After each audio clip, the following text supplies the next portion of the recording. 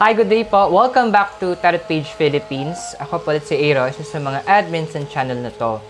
So, ngayon po, we will be doing the weekly horoscope for our friends who are in the house of Aquarius. Now, if you're new to the channel po, please show your support to us by clicking on the subscribe button and also clicking yung bell notification. So, para kapag naglabas po kami ng videos or nagla-live po kami, makakuha po kayo ng update mula sa amin. And also, don't forget to share to your family and friends the videos because you can never can tell. Baka yung susunod na pagpapasahan nyo po ng video namin is kailangan pala po nung inspiration, nung guidance, at nung hope na mibigay po natin sa pamamagitan po ng card reading. So, since sabi po natin, we'll be doing the weekly horoscope for our friends in Aquarius. Yung horoscope po for this week will cover yung general reading. Then, of course, we will get a message from the universe. Then, financial reading. And lastly po is relationship readings. So, let me go ahead and shuffle the cards para masimulan po natin ang weekly horoscope for our friends in the house of Aquarius. Okay. So, today I'll be using the card, the Witch's Tarot. The card was created by Ellen Dugan. So, today ito pong gagamitin natin for the readings that we will be doing. Pahinga muna daw po si Gilded. Okay, so let's go ahead and start the reading na po.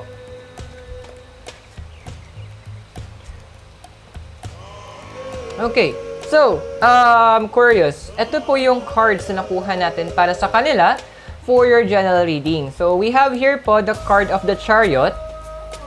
Kasunod po niya is the Seven of Pentacles. And lastly po, we have here the the Wheel of Fortune. Okay, so ano ba yung general reading natin for you in this coming week, Aquarius? So, bigyan natin ng konting general meaning din. Kasi ang Chariot, it's one of what we call as the major arcana.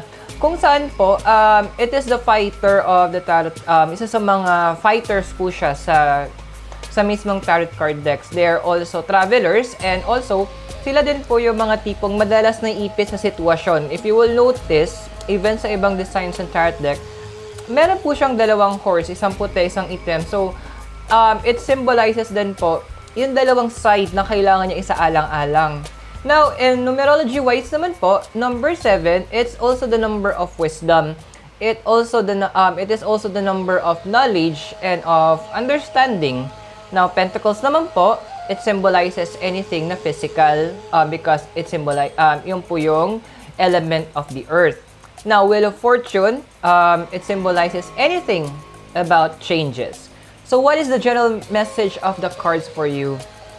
Right now, you're in, tong week na to kasi medyo hectic siya for you, Aquarius. Actually, like in the last few weeks as well, na kung saan masyado ka nang andun ka na ipit lagi kasi sa situation na you need to make decisions. And yung mga decisions na napupunta sa'yo, actually, hindi ikaw dapat yung gumagawa ng decisions. Pero, malaki yung influence mo when it comes to making those decisions because meron kang sort of advice na binibigay sa mga people who are in the position para magawa ng decision. So, it could be possible boss mo to or possible na someone who's older in the family but you have that certain influence para magbibigay ka ng advice sa kanila. Binibigay mo yung insights mo, binibigay mo yung pagkakaintindi mo in your own simple way. Kumbaga, napapakita mo sa kanila kasi kung ano yung mga bagay na hindi agad nila napapansin. Mas bibigyan pansin mo kasi this time yung mga bagay na mga simple at binibigyan mo kasi ng napansin yung mga bagay na kung akma ba siya sa end result o yung pinaka-focus o yung pinaka-target nung mismong decision na yon. Example lang, parang ganito siya. Kailangan gumawa ng adobo. So, pinag-uusapan natin, natatanong sila, anong gusto mo? Adobo ba manok? Adobong baboy? Ikaw kasi, ang nakikita mo doon, sino yung mga kakain? Sino yung mga kasama mo kakain? Baka meron ng ayaw ng baboy or may ayaw ng manok. So, alam mo yun yung doon ka gumagawa ng desisyon. So, you are always focusing at the end results this time. And maganda yung mga binibigay mong opinions. However, may mga chances kasi na if you feel that your emotion is actually medyo stress out ka, sometimes parang bahala na, sige ito na lang, may masabi lang. So if you need to make sure that you will be stopping it or na hindi mo kailangan magbigay ng any feedback, be honest about it. Sabihin mo bakit hindi mo kaya magbigay or ipasa mo sa iba na alam mo may capacity na magbigay ng proper advice. Kasi if you're going to do it for the sake na may magawa mo lang siya, it could give an end result na medyo hindi ganun kagandahan. Kumpara, once you make an advice or may sinasabi ka na you are well rested or malino yung pag-iisip mo or hindi ka under pressure or under stress. So you need also to make sure that you will be able na magawa ng paraan na from time to time that you stop. Not all the time kasi magagawa mo siya. And given, tao ka lang, the Aquarius. So, if you need to stop for a moment, then refill yourself, kumbaga parang mag-relax ka, mag-rejuvenate ka, gawin mo. Wag ka laban ng laban kasi even ng mga fighters, they also need a time for rest. So, that's the message of the card for you for this coming week. I hope nakatulong yung message ng card sa'yo for the general reading. Now, Aquarius, ano ba ang message sa'yo ng universe?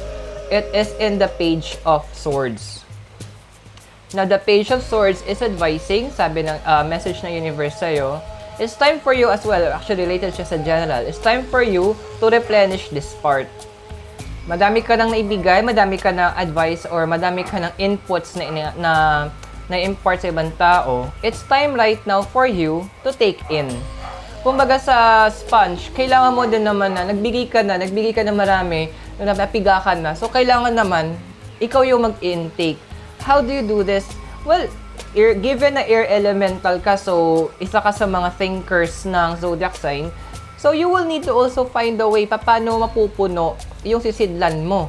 So, andyan yung marami kang ways like if you love to read books, if you like to listen to people, manood ka ng mga educational films, gawin mo.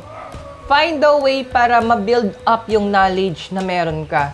This is a good way for you also for relaxing kasi yung form of relaxing mo yung tipong, wow, pag may tutunan kang bago, wow, you feel that meron kang parang some things in you na, wow, okay to may alam akong bago. Nagkakaroon ka ng additional confidence and that is a good emotion. And that good emotion, maharamdaman mo siya that it will relax you as well. So find a way for you to go back into learning from the simple things in life.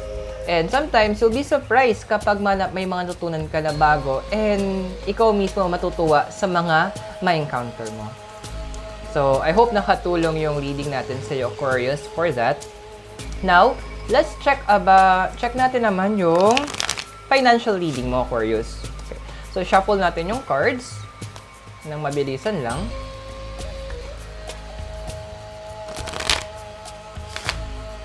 Okay.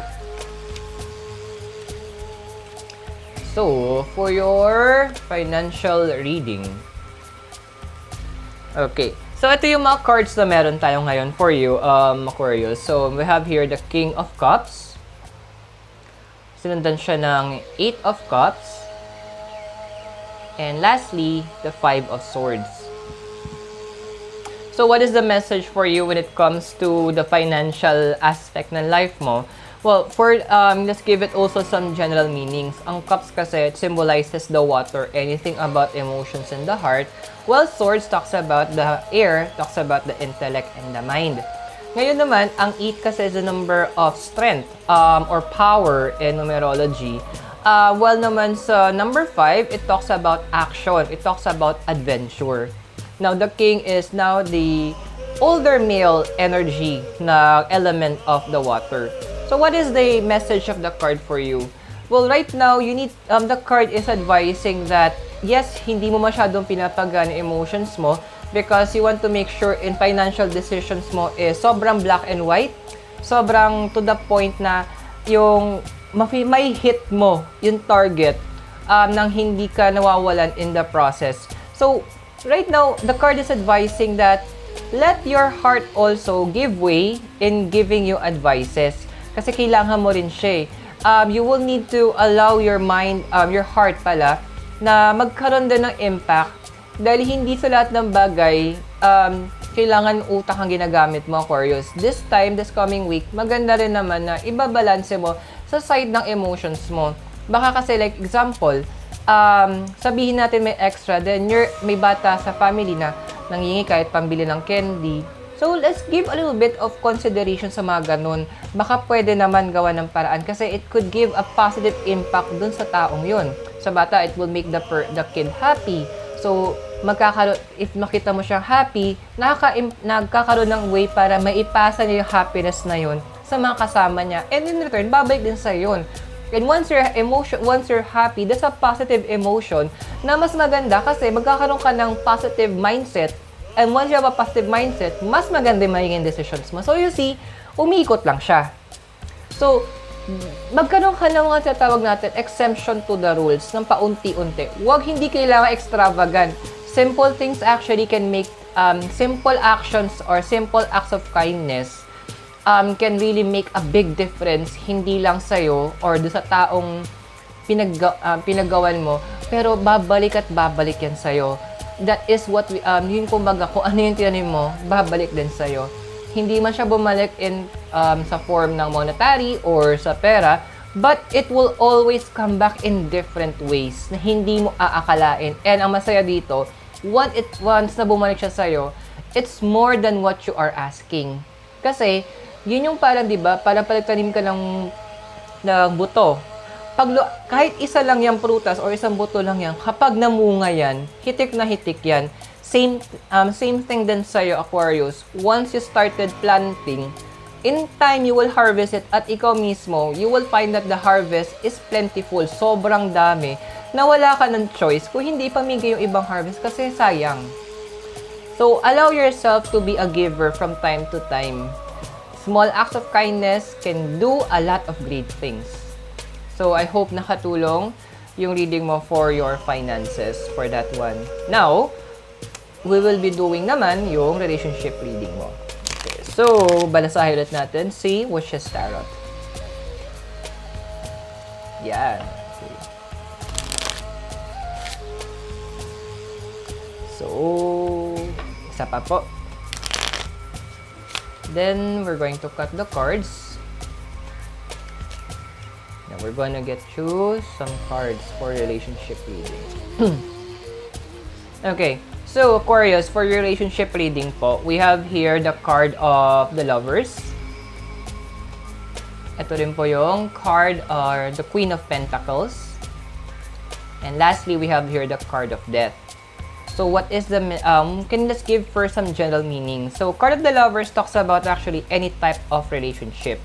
So by the way pala, when we say relationship hindi lang to yung romantic na sinasabi natin. Pero it also covers lahat ng klase ng relasyon. So it could be a relationship sa magulang mo, sa partner mo, or sa kapamilya mo, or sa kaibigan, kahit sa sarili mo.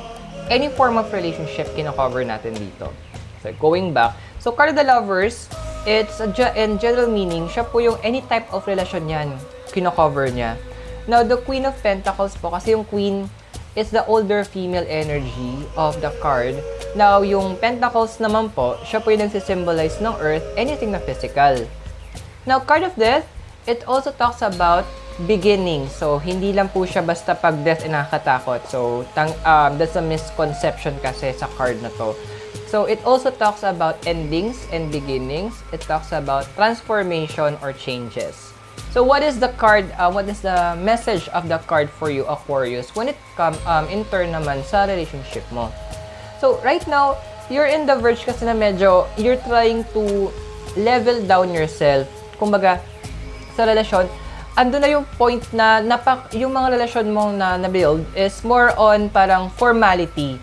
More on parang siguro pang business or pang work-related, pang, paano ba yung magandang term? Yung klase na relasyon na regular relationship lang siya, parang formality lang. But, it's because meron ka kasi yung point na you're trying to reach out emotionally, or some people may mga nag-reach out sa'yo emotionally, pero binibigyan mo kasi ng block. Don't do that. Allow yourself also to mingle with other people. Kasi the more mo nabablock yung mga tao from touching your emotions or binablock mo sila from reaching out to you, that could give you, para magnangyari sa'yo, para ka magiging Dead Sea. Where emotionally, in Dead Sea kasi, walang gustong mabuhay sa paligid niya kasi sobrang alat niya. So, that could happen to you. So, you need to make sure then that from time to time, you allow people to reach out, especially those people who love you, like your family and your friends. Remember, pag family, hindi naman basta dapat kadugo. Family lang. No, there are people that we consider as family because they touch our heart. Same thing as you. So, allow those people that you cherish, yung mga tao na para sa'yo is importante, yung mga tao na mahal mo, allow them also to love you back. It's time for you to take in love. Kasi kung hindi, your emotions, babalik tayo sa general reading mo kanina, it's time for you to take in as well. It's time for you to receive. It's time for you naman na ikaw naman. Yes, magandang magbigay. However, this world is about give and take. You're all about balance. So, allow them to give to you as you also allow them to receive. Allow yourself to receive. Okay? So, I hope nakatulong yung reading sa'yo, Aquarius. So, if you're new to the channel, please do click on the subscribe button. And we'll see you again very soon. Thank you so much for watching Tarot Page Philippines. This is Aero. Have a great day po.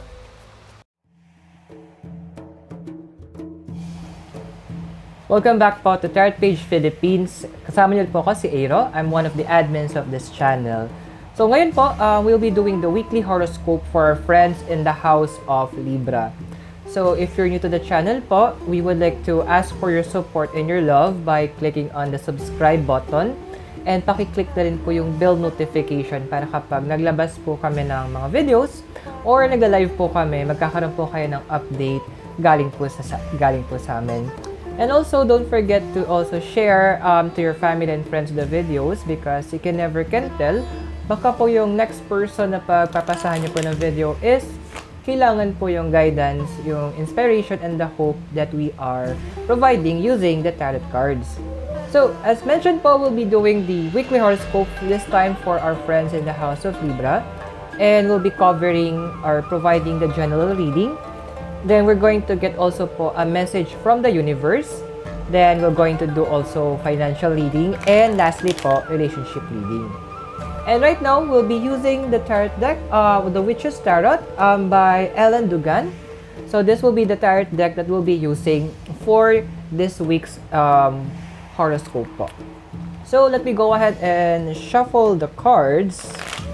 And we're going to get the reading for our friends in the house of Libra.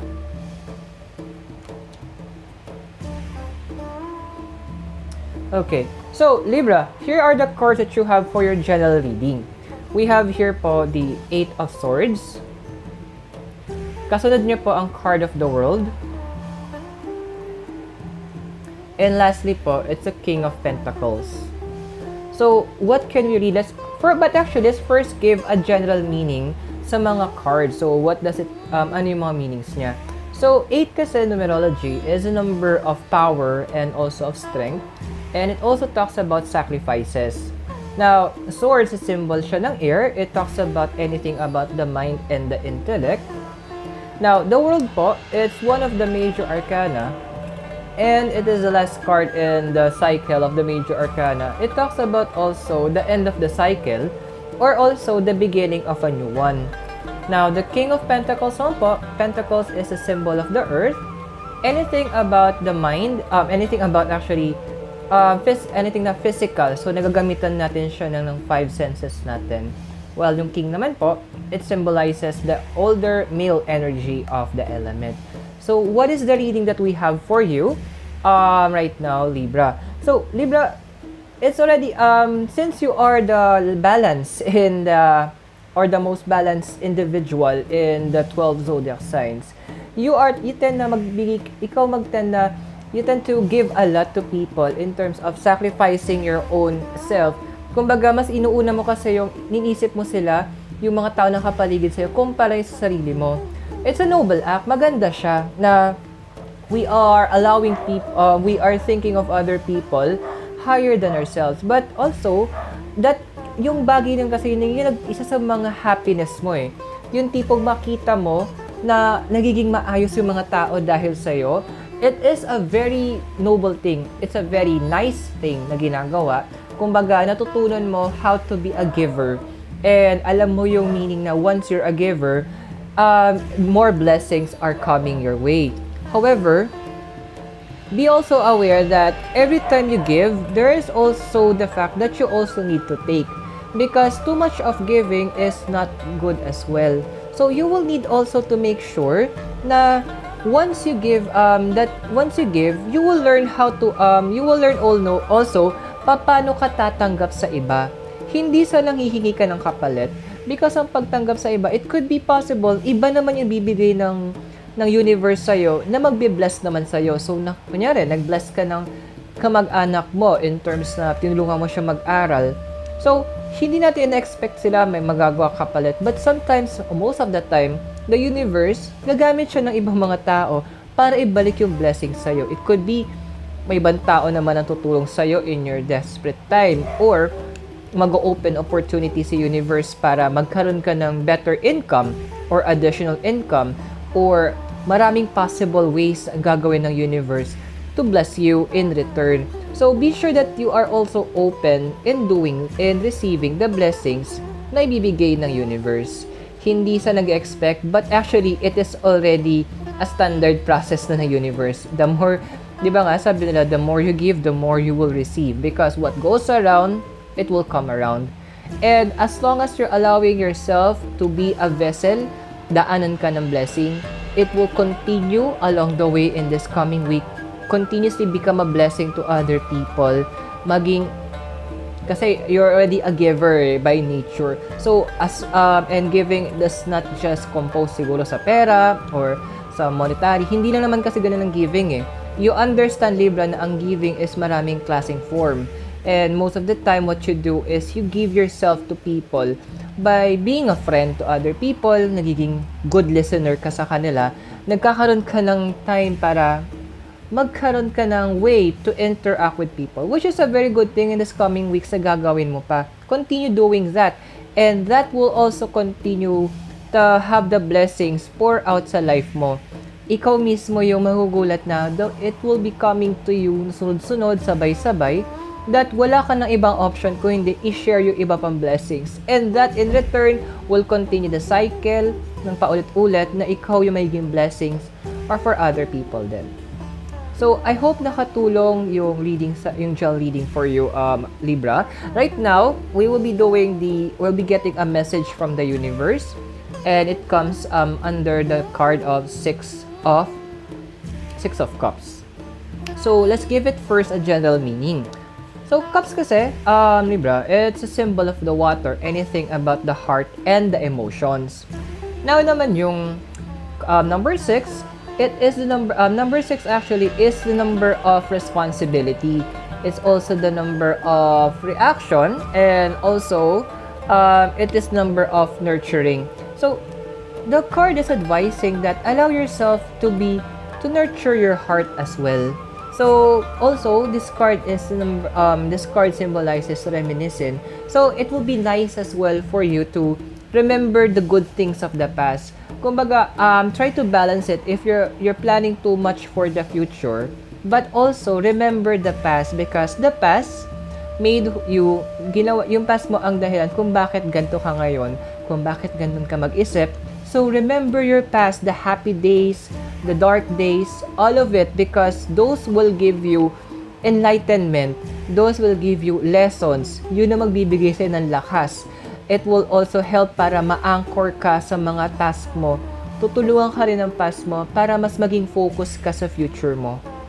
Because the past can reflect what you should do, ano yung mga naging pagkukulang natin, ano yung mga naging success natin. Those will help you, Libra, in guiding you into your future. So I hope nakatulong yung reading sa Libra when it comes to your art with the message from the universe. Now, shuffle natin ulit yung cards and we'll be getting a reading for your financial. Okay, so 1 second lang po. Okay, so let's cut the cards. Okay. So let's get some cards for you. Okay, so for your financial reading, Libra, meron tayo po dito is the King of Wands. Meron din po tayong Queen of Swords. And also the Two of Wands. So let's give it also a general meaning. So when we say wands, again, it is yung symbol ng fire. It talks about passions. It talks about the energies. Now cups, because sinabi ko kanina, it talks about the heart and the emotions. Because it's a symbol of the water. Now, the king and queen, those are the older male and female energy of the cards. Well, number 2 is the number of partnership. Okay, so what is the message for the cards when it comes to your finances, financial reading, Libra? So, you're in right now, nasa position ka kasi na you're thinking if you will allow partnership to occur. Kung hahayaan mo ba yung influence ng ibang tao sa ginagawa mo is magkakaroon ng effect. Kasi may moments na there are things that you would like to do, may mga decision kang kailangan gawin or gustong gawin. Unfortunately, yung partner mo o yung mga nakakasama mo in doing it, laging taliwas. So right now the card is advising that for the meantime, maganda na i-focus mo muna, na ikaw muna yung mag-build nung platform na yon. If you're starting a business right now, Libra, it's a good thing na ikaw mismo yung gumawa muna ng structure nun. Ikaw yung mag-layout ng mga plans, ikaw yung makipag-deal sa mga tao. If it's a work or if it's a job that you're looking for or career growth, allow yourself to grow. Allow yourself to pursue what are the things that you are passionate about. Kung ano yung mga lakas mo, doon mo gawin, doon ka mag-play, yun yung gamitin mo na bilang edge mo. Gumawa ka ng paraan para yun yung magiging, kumbaga, highlight mo. If magaling kang makipag-communicate sa mga ibang tao, then do it. I-harness mo siya. Gawan mo ng paraan on your own for the meantime para magawa to. Don't let other people as well, yung mga tipong mga nagsasalita dyan out of feeling nila, nagmamagaling sila, or feeling nila, alam nila yung ginagawa nila, or alam nila yung sitwasyon mo, then let them be. Hayaan mo sila magsalita. The important thing is at this point, you will allow yourself to grow by following kung ano yung nasa heart mo. And don't lose focus kasi lately, Libra, nagkakaroon ka na ng moments na parang nagkakaroon ka ng confusion na dapat hindi nangyayari sa'yo kasi nga sa lahat ng signs, ikaw ang pinaka-balance because you are the balance, Libra. So, allow yourself also to refocus on what is your goal. Wag mo kasi usually nangyari sa'yo, Libra, hindi bigla ang nawawala sa focus eh. Dahan-dahan. Hanggang next thing you know, hindi mo alam, iba na pala yung focus mo kumpara sa target mo.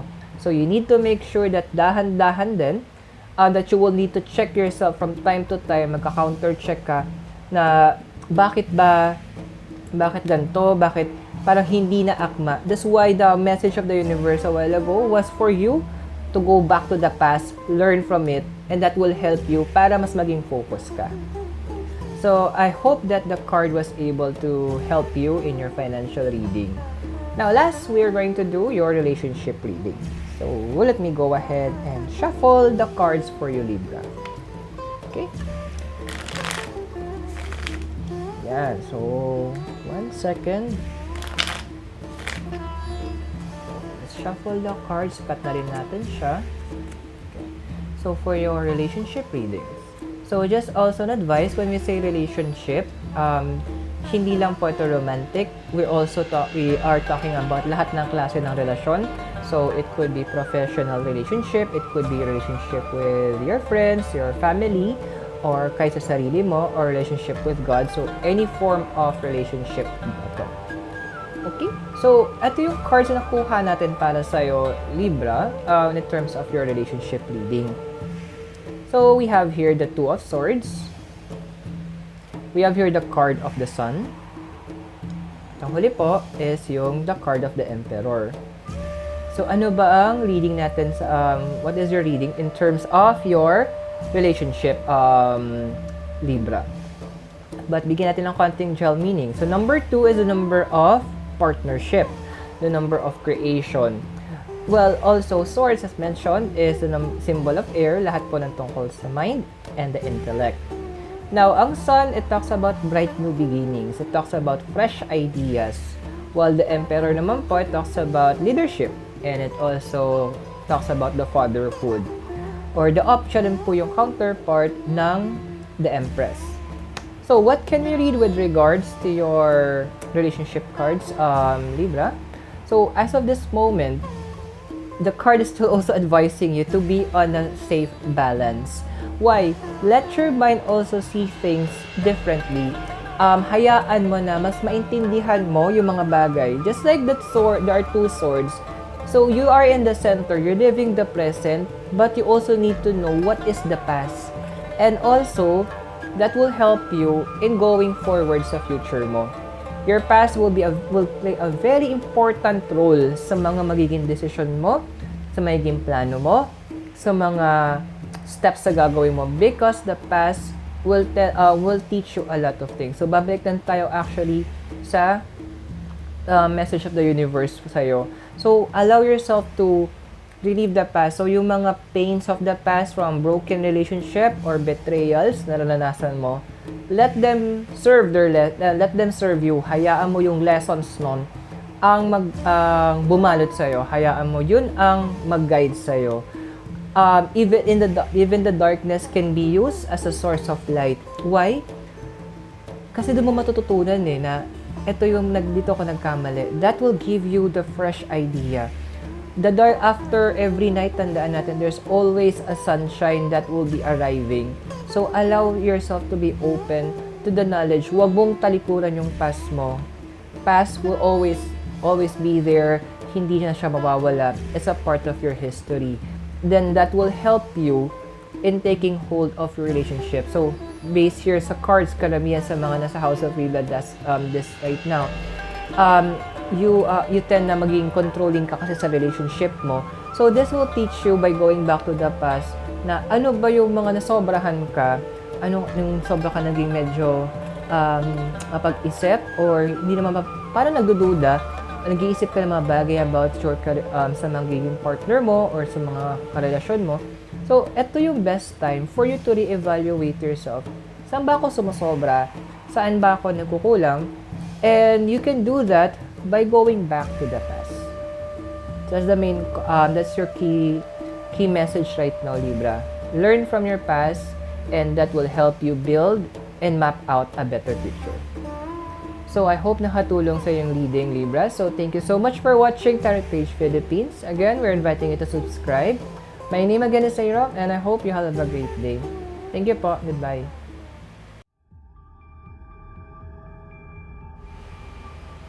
Welcome po back to Tarot Page Philippines. My name is Airo po. I'm one of the admins of this channel. So ngayon po, we'll be doing the weekly horoscope for our friends in the house of Gemini. So if you're new to the channel, guys, I'm inviting you to please show your love and support to us by clicking on the subscribe button. And pakiclick na rin po yung bell notification para kapag nag-upload po kami ng videos or nagla-live po kami, magkakaroon po kayo ng update galing sa amin.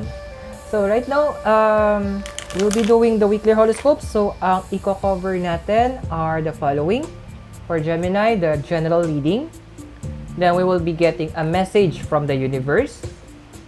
Also, we're going to do a financial reading. And lastly po is relationship reading. So today, I'll be using a different tarot card deck. I will be using the Witch's Tarot card. This was designed and created by Ellen Dugan. So ito po gagamitin natin ngayon for our readings, the Witch's Tarot. So let me go ahead and shuffle the cards para makakuha tayo ng reading for Gemini.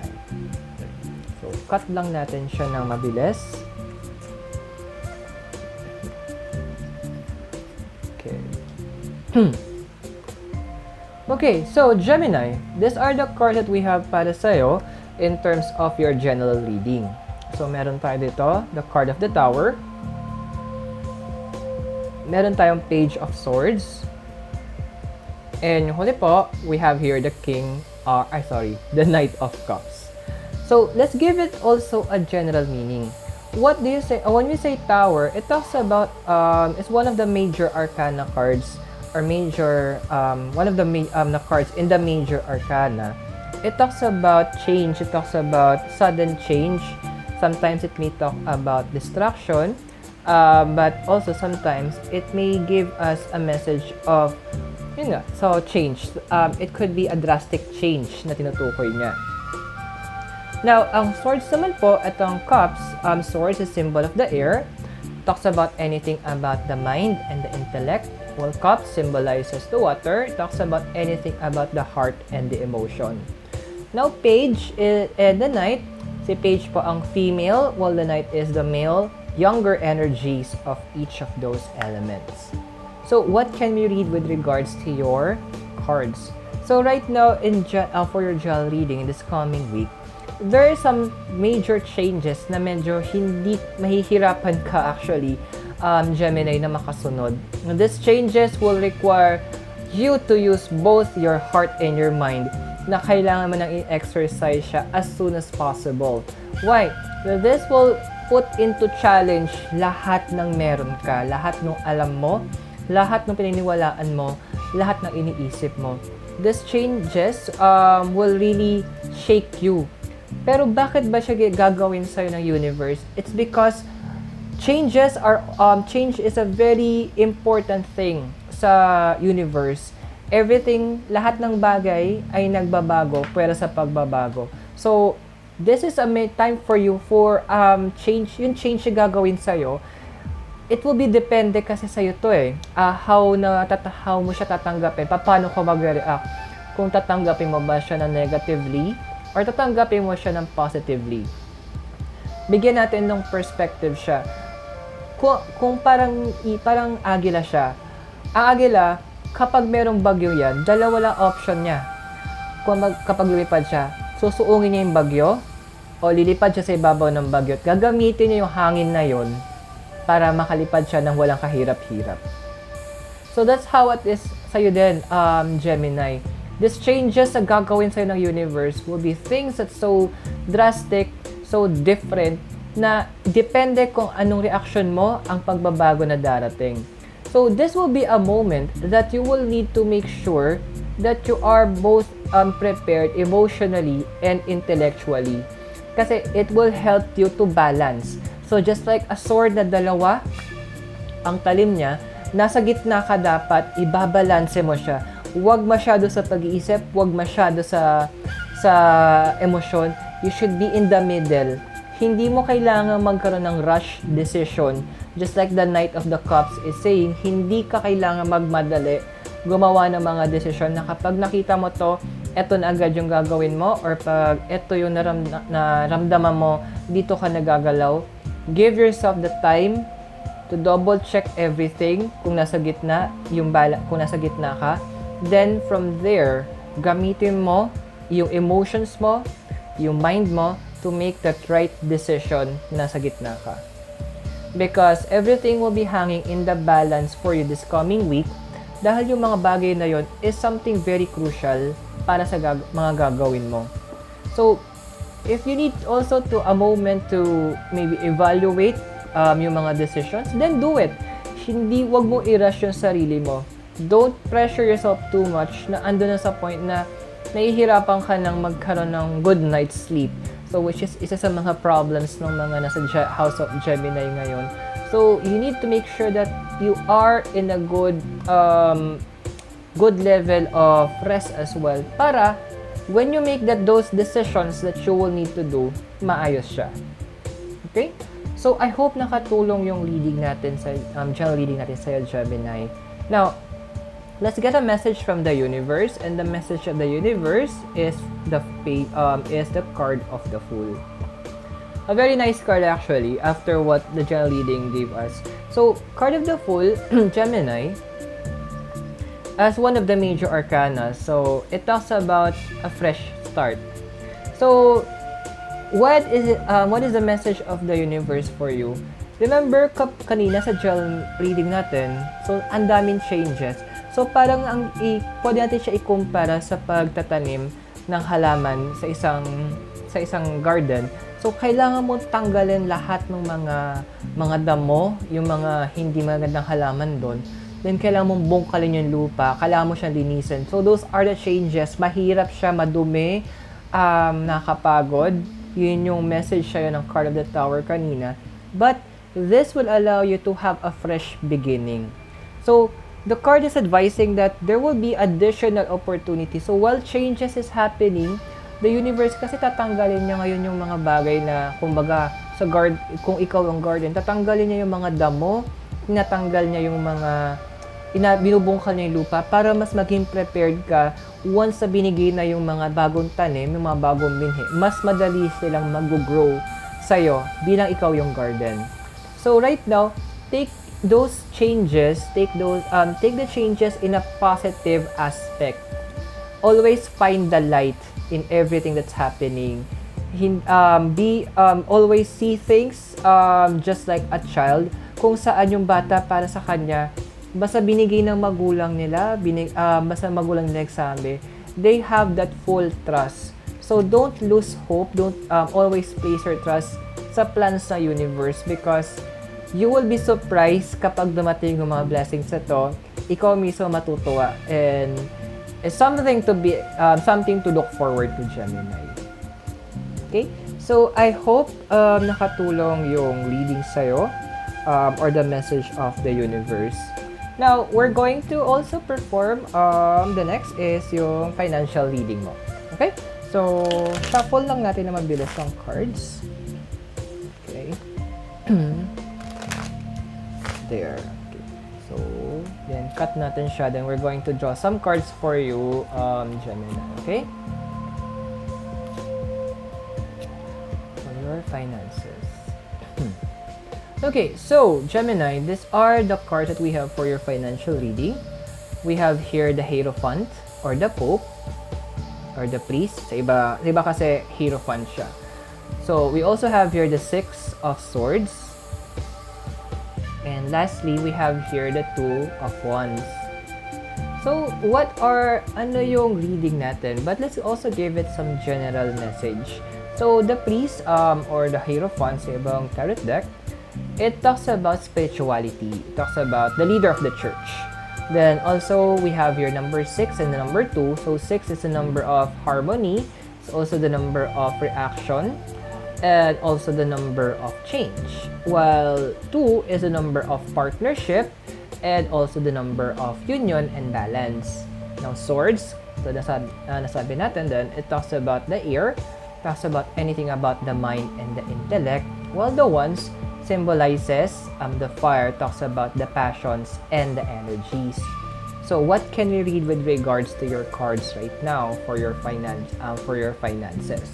So for your financial reading, it is also good that you will need to first take a step back, reassess what is happening, and also this time it's good for you if you have a religion or you have faith, or you have any religious practices. It's time na incorporate mo yung deity mo, yung God mo, or your spiritual guide into helping you. Because right now, it's a good time, or in this week will be a good time for you to retreat back. Continue what you're doing in your finances. But it's also good na medyo mag-step back ka habang nakafocus ka sa ginagawa mo. Step back and look kung nasaan ka. You need to reassess everything. Then ask for wisdom, ask for guidance from the higher spiritual authority ng buhay mo.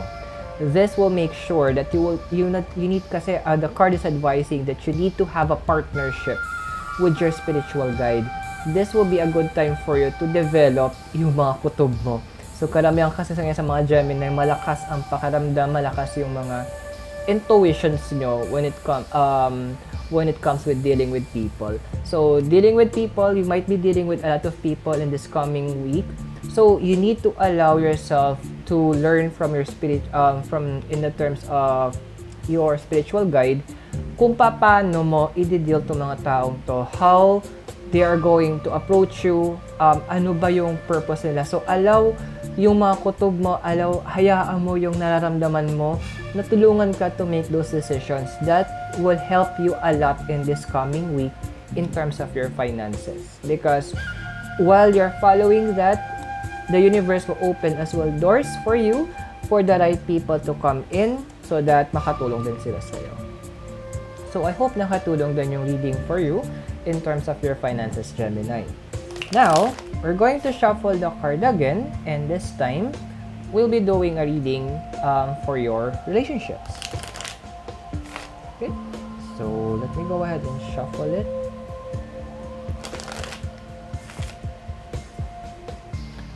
Okay, so shuffle, shuffle, shuffle. So for your relationship cards, okay, what we have here is the Ace of Wands. We have again the Six of Swords. And lastly, we have here the King of Pentacles. So, what is it that we have read? Ano bang meron sa ano yung reading? But let's also give it some general meaning. So, yung Ace kasi, it's number 1. So, it's a number of creation, the number of independence. It's also the number of beginnings. Now, as mentioned kanina, number 6 kasi it symbolizes the harmony. It also symbolizes change and also nurturing. While yung 1 symbolizes fire, anything about the passions and the energies. Swords talks about your air, anything about the intellect and the mind. Now, si Pentacles naman po, so si King, the King is the older male and energy of the element, while Pentacles symbolizes earth. Lahat ng tungkol sa physical surroundings o yung nagagamitan natin ng 5 senses. So, what is the reading when it comes to your relationship? So, right now, this will go out sa mga karamihan natin ng mga Gemini na single as of the moment. So, it could be single by choice or talagang single because wala kayong mahanap or basta. But when we say single, we're also talking about people who are decided na gawin nila yung mga bagay mag-isa. But also, as a word advice, when we say relationship, we're talking about hindi lang po yung romantic relationship, pero lahat ng klase ng relasyon that covers, of course, yung relasyon nyo sa magulang mo, sa mga kapatid mo, kaibigan mo, sa sarili mo, kahit sa may kapal. So, lahat ng klase ng relasyon i-cover neto. So, for this, so Ace of Wands kasi, or the card, based on the cards, is there are moments that Gemini, gusto mo talagang mapag-isa. So, you would like to stop, you would like to leave some people behind. You would like, gusto mo na, wait lang ha, kasi gusto ko mag-focus sa sarili ko. Gusto ko maintindihan kung ano yung mga ginagawa ko. Gusto ko malaman na, ano ba yung next step? Because you want to take hold, you want to control kung ano yung mga susunod na mga bagay, ano yung mga mangyayari. Kumbaga, medyo fed up ka na, para medyo napagod ka na sa mga ganon-ganon, mga salita-salita ng mga tao sa paligid mo. So, you want to listen to that, to yourself, parang gusto mo tanongin, Gemini, ano ba talagang gusto mo? Ano ba yung gusto mong tahakin? Ano ba yung dadaanan mo na para makuha mo, yung malaman mo kung ano yung bagay na kailangan mo makuha or kailangan mo sundan. So, this is a perfect time for you, Gemini, to do that. So, hindi mo naman talaga actually bibitawan yung mga ginagawa mo, yung mga tao. But this time, ang magandang advice ng card is for you to pass on, for the meantime, yung ibang responsibilities mo sa mga taong pinagkakatiwalaan mo, sa mga taong may kapasidad gawin yung mga ginagawa mo para magkaroon ka ng that moment, yung maiksing oras na yun, yung importanteng oras na yun, para magkaroon ka ng moment na ma-focus mo yung sarili mo. Hindi naman sa iiwanan mo sa kanila, papahirapan mo sila, or bibigyan mo sa dagdag ng trabaho. No. This will give you some time para kapag mas naintindihan mo yung mga plans mo, yung sarili mong plans, your own decisions, you can use that.